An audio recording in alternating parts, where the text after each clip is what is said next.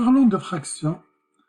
Donc, on va commencer par les fractions numériques d'abord, et puis la même logique va s'appliquer aussi pour les autres fractions, du type fraction rationnelle ou autres. Premièrement, pour la multiplication. Donc, la multiplication est pas mal intuitive. Quand je multiplie deux fractions, on va multiplier les numérateurs ensemble et les dénominateurs ensemble. Voilà, pas mal intuitif.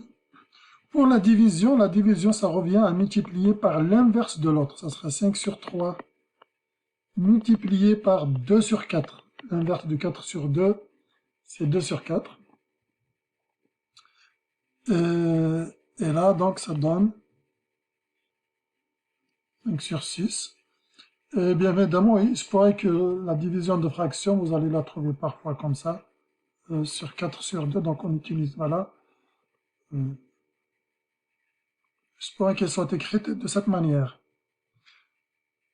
Je tiens à préciser que la multiplication d'une fraction par une quantité quelconque, qui n'est pas sous fraction, exemple 5 sur 3 fois 4, ben c'est la même chose que 5 sur 3 fois 4 sur 1.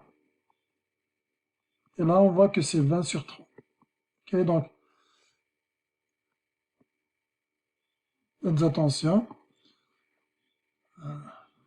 On va faire vos calculs. En dernier lieu, on va parler d'addition de fractions ou de soustraction, ce qui est pareil. La même logique s'applique en tous les cas. C'est que pour additionner ou soustraire de fractions numériques ou d'autres fractions, il faut avoir le même dénominateur. Ici, par exemple, on peut mettre un dénominateur commun qui est 6. Une fois les deux fractions ont le même dénominateur, on va tout simplement additionner les numérateurs ensemble, ce qui donne 22 sur 6.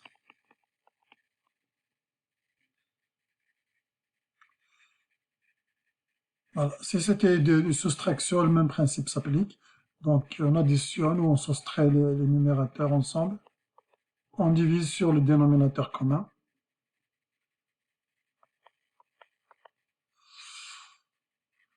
Ce que je viens d'appliquer ici, je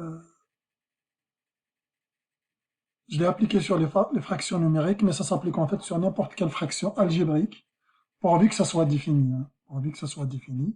Quand j'ai dit par exemple 4 sur 2, c'est 2 sur 4, ben, il faut que ça soit défini. Par exemple, ici, il ne faut pas avoir un dénominateur nul ou quelque chose comme ça. Si toutes les quantités sont définies, donc c'est ça la règle.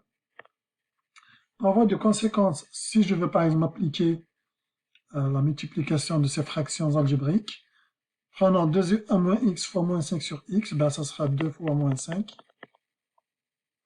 sur x fois 1 moins x, ou bien moins x fois x, ou x fois 1 moins x.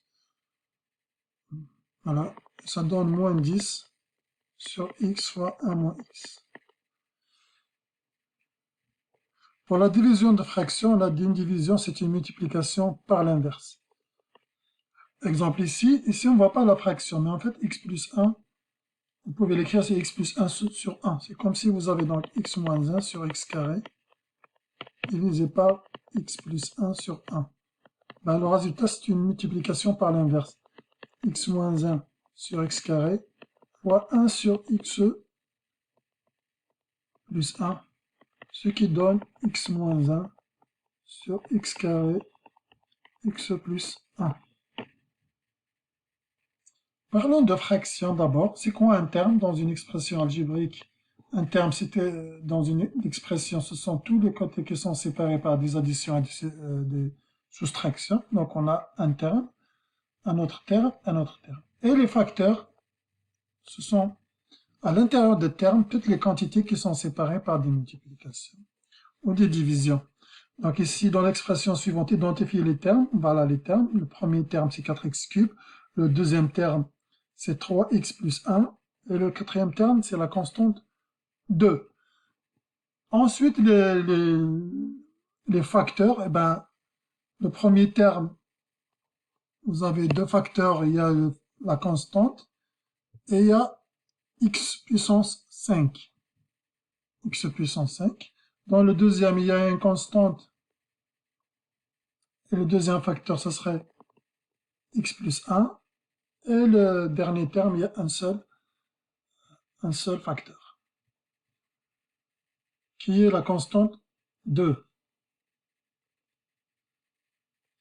Pour simplifier les expressions, les fractions, on procède en général, il faut d'abord factoriser numérateur et dénominateur.